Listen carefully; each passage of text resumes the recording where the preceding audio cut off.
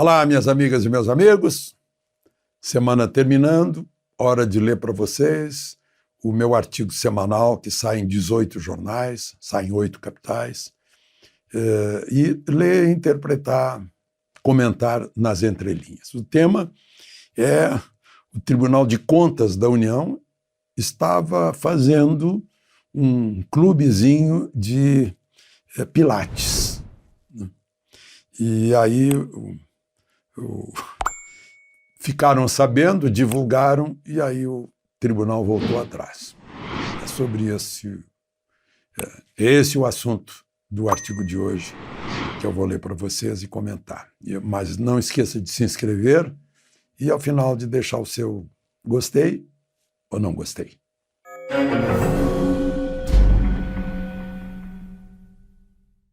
Bom, o título faz um trocadilho. Como é no Tribunal de Contas, o Pilates, o título é Pilates de Contas. O Tribunal de Contas da União acaba de cancelar a decisão de criar uma academia de ginástica com 2 fisioterapeutas e equipamento para pilates.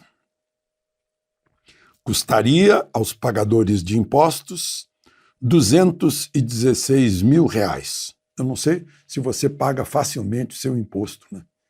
Mas o pessoal gasta muitas vezes facilmente. E o TCU está lá para fiscalizar o gasto fácil. A presidente do TCU, ministra Ana Arraes, cancelou a licitação depois que o fato foi revelado ao público. Quer dizer, era se colar, colou. Se não descobrem, já seria fato consumado. Já teriam feito a licitação, etc. Quem ganhasse a licitação ia entrar na justiça, ainda ia pedir indenização. Aí eu pergunto, quem fiscaliza o fiscalizador? Seu patrão, o povo brasileiro. Essa é a resposta nossa. O tribunal, feito para fiscalizar e conferir a correta aplicação dos impostos federais, isto é, o dinheiro do público, seu dinheiro, estava contando com a alienação da população como se fosse massa passiva que desconhece que o Estado está a seu serviço e não o inverso. Cidadania não é passividade. Não é. Esse erro de avaliação tem sido muito comum entre os que ainda não perceberam os novos tempos da comunicação com reação instantânea nas redes sociais. Tanto que alguns tribunais ainda tentam calar essas vozes do povo este que é de onde emana o poder. O poder emana de cada um de nós. Segundo parágrafo. Fazer de um órgão público um clube para servir seus integrantes era costume nas épocas em que o setor estatal tinha outros donos. Os titulares da partilha política e sua respectiva nomenclatura. Escrevi com K, como era na União Soviética. Aqueles privilegiados do partido que comandavam o Estado e garantiam suas dachas, seus automóveis melhores. Bem típico da ideologia estatizante que usava o modelo soviético. Num tribunal de contas, deveria pontificar o exemplo de exação absoluta com o dinheiro do público. Tal como acontece em tribunais dos Estados Unidos, em que os juízes têm apenas a vaga no estacionamento, pois vêm dirigindo seus próprios carros. Ou, quando chegam aos tribunais de metrô ou de bicicleta, como acontece na Europa. Certamente vocês já viram imagens, né, do grande juiz de um grande tribunal passando sua própria roupa, morando num apartamento pequenininho para não gastar muito, porque a casa dele fica no interior, não?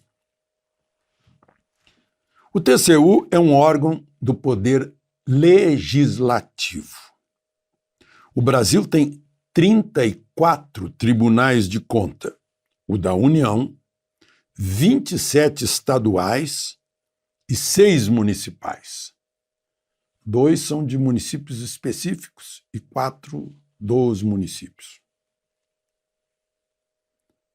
São compostos principalmente por políticos em fim de carreira.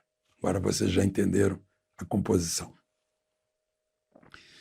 Embora no Poder Judiciário seja necessária a formação em direito, para os tribunais de contas não é exigida especificamente a formação em ciências contábeis.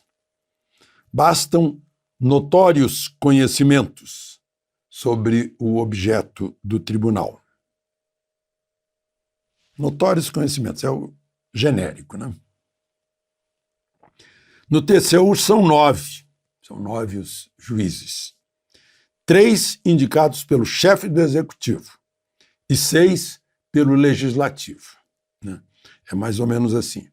O presidente da República indica 3, alguém que prestou algum serviço para ele, né?